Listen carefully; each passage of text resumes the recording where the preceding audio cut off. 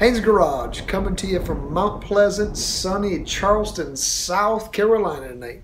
It's been a beautiful Sunday here. We had temperatures almost in the 70s. Sun was shining. It was beautiful. Took advantage of that. Worked quite a bit again on the Jeep. Did some axe painting, some shovel painting, all little things that go with this project that it takes a lot of time. And I'm in this like mode with this one step forward, two steps back. Here's the deal. You guys that have completed these Jeeps and you've done this and you've been through, you've got something you can drive around. My God, man. Is it just me? I mean, you know, I think I'm kind of competent. I work hard at it. And maybe I'm just being a little too fussy. Anyways, let's talk about this. Your project. How long did it take you? How often did you get frustrated? Tell me the most frustrating thing that happened to you. That would be cool to talk about.